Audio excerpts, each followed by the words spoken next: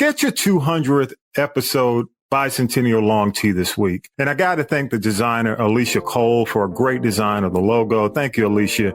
Just in time for fall. It's at castropolis.net. Look for the details. We don't take a lot of advertising money because we want to keep the message pure. We want to deliver it the way it should be delivered. So this is a fun way and a sporty way to support the podcast. And we just appreciate you guys. Thank you so much, man. 200 episodes. A lot of you have been here since the beginning. A lot of you have found us along the way, and we just appreciate it. Thank you so much. Go to castropolis.net and order your limited edition bicentennial shirt today. This is the G Podcast with your host, Tommy B. Hey, welcome to episode 200. This is the bonus episode, and I am joined by Pastor D, and I call him Pastor D because he's been kind enough to contribute on a weekly basis our Monday Motivational Minute. I have known this, I'll say young man. There you go. I have known Pastor D since my time at Troy State University. We both attended there, and he's gone on to just do some amazing things. He's at Powerful Truth Sanctuary. He's a pastor, longtime educator, administrator, community leader, father, husband. And I'm going to make sure I have his bio on the show notes if you want to learn more about Pastor Derrick Lockwood. But thank you so much for joining us. You've got an event coming up, and we'll get into that. But you can't come on without me asking you some stuff. All right. Every opportunity. It wouldn't be Tommy D without it. You got a big event coming up on November 16th, and I want to talk about that as well as the organization, because for those of you who may be tuning in after the event, you can still learn a lot about this organization. It's a great organization that he's a part of. But the first thing I want to ask you about, when we spoke and you sent me the information, I said, I've got to ask Pastor D about fighting in schools. And the reason I'm asking you this is because I'm starting to see, now fighting in schools is nothing new. It's absolutely nothing new. It goes back to when you and I were in school, our parents, centuries. But the thing that's happening now is the posting of these fights on social media, and also the news outlets are getting involved in terms of not necessarily promoting it, but they're showing footage. Of course, they're blacking out the students' faces or blurring the students' faces, but it's almost like a mob coverage, and it's sensationalism in my eyes. What are your thoughts about what's going on? Specifically, I'm not going to talk about the school on the South Side because it's been in several locations. What are your thoughts on this? I honestly, brother, think that you're right on it. The idea that this is sensationalism at its worst. We have taken the whole idea of this thing of real TV and all of this stuff that we have that is supposed to be real, which most of it is not. And now we've encapsulated it into education. Education used to be a safe space. It used to be a place where someone can make mistakes and still grow. But now we're into the idea that everything's live and it's real. And this whole lack of respect, that's the thing that bothers me more than anything else. We have a culture and a generation that's totally lost or haven't been taught what life really is all about, or more importantly, the value of life. And so we see what we see in schools because kids, and even to a certain degree, administrators and parents especially have forgotten the simple fact that the Bible says, come, let us reason together. Let us work things out. And instead of, we used to fight with our fists. Now people fight with guns and all kind of other things. So we're in trouble in a lot of aspects because education learning has become second place. It is a social club. It is a place to be where you can be seen and heard and do Instagram posts and all kind of other things to see how many likes you have. And your brain is being checked. And even when teachers are trying to push the envelope and challenge you, on educational principles, those things take a back seat when it comes down to students who don't get what they want when they want it. And then you have parents who come behind them and support the culture. So specifically when you're talking about the filming and all the other media coverage, I think it's a microcosm or an outgrowth of what happens in society. Mm-hmm. And what we see on a regular basis with so-called reality TV. That's what we're seeing in reality education, reality schools. We're seeing the worst instead of the best. Well, let me ask you, because I look at it from a standpoint. Let me step back as a podcaster, okay?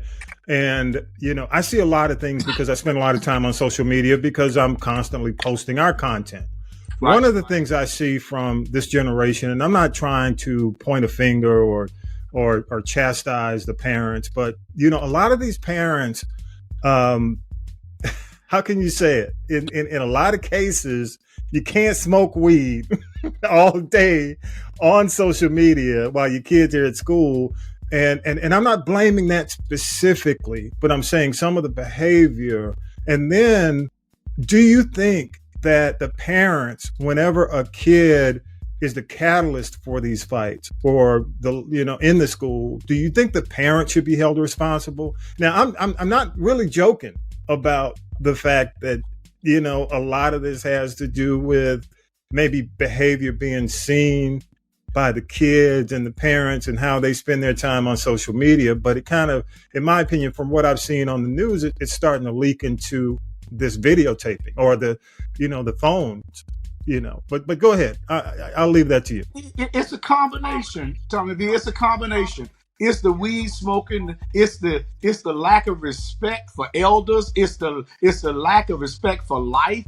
It's the ones who have no generational upbringing. So grandmama didn't teach them. So therefore they're void of teaching their children. It's a combination of so many different things, and there's so many layers to what we're talking about. But specifically in the household, the family structure, the unit in the family structure is so disintegrated right now that anything goes. You got kids who come in the house right before it's school time. I mean, you got parents, you're talking about smoking weed, that they smoke weed with their kids. I mean, the drinking that's allowed, the promiscuity of all kind of stuff.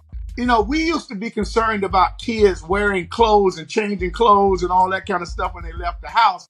That's so out of proportion now that what kids walk out of the house with and all of the things that add to this. And so this lack of respect.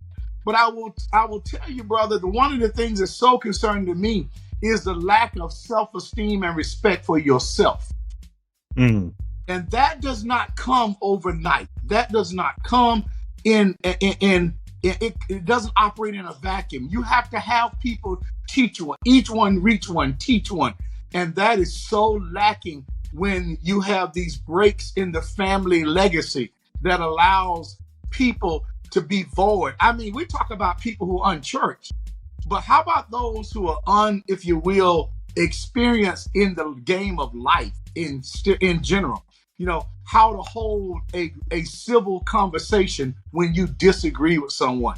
It is really bad when you watch young ladies who spend all that money on that hair, and when they get to fighting in school, they pulling all of it out. They're doing all kind of stuff to injure one another, and it's being filmed. No one's stepping in to stop the fight until it's basically concluded and everybody's done the damage, and it really looks bad. So, there's, like I said, a layered conversation when it comes down to these things, when it comes down to violence. We look at mass shootings. Look how we've accepted guns in our society. Right. I mean, just layers on top of layers of things that we can discuss and hopefully try to find solutions for, man. Well, do you think the parents should be cited? Oh, yeah, I totally agree. I'm a former principal, educator, head of school. I think parents need to be held accountable. I think there will be a change in attitude when we did it when the mayor clamped down and saying, look, your child is not going to be out in the summer past a certain time. And parents had to be checked on that so that kids weren't hanging out past what it was, 10, 9 o'clock, 9 p.m. You have to give an account for your under 18 child. I love that because it puts some accountability into place. But I definitely think parents need to be cited. There may be extenuating circumstances. You can handle those on case-by-case basis. But truth be told, yes, I firmly believe that parents need to be held accountable. They used to be held accountable. There used to be like, ma'am, sir, your child is in trouble, and they can't come back to school until you come up and show your face in school and give an account of this behavior. And one more thing on that. When I say cited, it's almost like what the speed cameras have done for the speed zones outside of the schools. Now, you've noticed a significant drop since they started the cameras. So I'm saying monetarily, find these parents. I totally agree with you. I'm talking about nothing gets the attention of to somebody is in their pocketbook or their wallet. So I totally hear you. Okay, let's go all the way around the world for a minute. You taught history before, yes, sir. And in a lot of cases, our community has hesitated to maybe weigh in. Some have, some haven't. But Israel and Hamas, most people don't want to touch it. A lot of opinions are being muted, labeled. You taught history. You're a pastor. How do you approach this? I ask God for wisdom every day on this subject, man. I really do. I will say for you, from a biblical and theological standpoint of view, it goes all the way back to Isaac and Ishmael. It goes all the way back to the conversation and the angst that happened in the Old Testament. And so if you fast forward that all the way to Jews being persecuted and all other things that have happened, the 1969 war, I consider two heroes of mine, Anwar Sadat and Menachem Begin, because they tried to bring peace. It cost them their life, but they tried to bring peace. And so we arrive at the constant, if you will, bombardment of Israel down through the years. And then we look at the Palestinian situation where Israel basically has its foot on the Palestinian people's neck, quite frankly, because they're so fearful of what has happened. I will unequivocally say to you that there are the Hamases of the world who are intent on destroying Israel. That is very real. And so Israel, I believe, like many, Israel has a right to defend itself, just like I have a right to defend my home if someone's an intruder. But I do not have a right to kill indiscriminately. I do not have a right to harm women and children without any consideration of what goes after that. I love what Queen Raina said. She said it basically this way, saying being pro-Palestinian does not equal being anti-Semitic. That's such a powerful statement, but many of us don't want to wrestle with that. I do think at the end of the day that we're going to literally have to come back to a two-state conversation, because we cannot go back to where it was. And if Israel thinks they're going to continue to occupy Palestine and Palestinian situations without any kind of retribution, they're fooling themselves. I think we have to wrestle with that conversation. But I think President Obama said it best in his, and President Obama is so deft in some of these conversations. But I believe he said it best in one respect. He said, nobody's hands are clean. Nobody's hands are clean when you look at this situation. Even in America, as we talk so much about the Israelis and the Israel situation, what about the Palestinian folks who are suffering and suffering really bad? Most of them would not even align themselves with Hamas, if the truth be told, because Hamas has everything and they have nothing within the Palestinian, territories. And so, and they have amassed millions and millions of dollars through outside support, and they keep it for themselves to fund their war effort and their terroristic acts. So it's a balancing act, man. But I do believe we're going to have to come to a real conversation about a two-state, not a one-state and one occupied. It has to have that kind of conversation if we're going to ever have a hope of real peace. Real peace. Let Palestine come to the table. Let Israel come to the table and have the come to reason together about where we are and what we can do about it. Let me ask you, and there's no way to predict where this thing is headed, but as someone who has studied history, right, and studied, of course, biblical history as well, you've looked at it biblically as well, but also as a teacher and an educator. Are we in uncharted territory? I definitely think so. Yes, I definitely think so. I mean, when we look at the rules of war, when we look at the way of how we even take civility and how we have a conversation about what is fair and what is equitable. When you see hostages being taken and people being beheaded on camera, when you see no conversation at all about what, amen, we can do to mitigate these situations, we're headed and here's the scary thing about it. If others get involved, this is the one that really bothers me more than anything else. When countries that have been tolerant, if you will, because they don't want to really mess with Israel militarily, but the truth be told, when several of those countries get emboldened and emblazoned enough to say, I'm going to involve myself and interject myself on, if you will, the east side or the west side, then we really got a problem on our hands.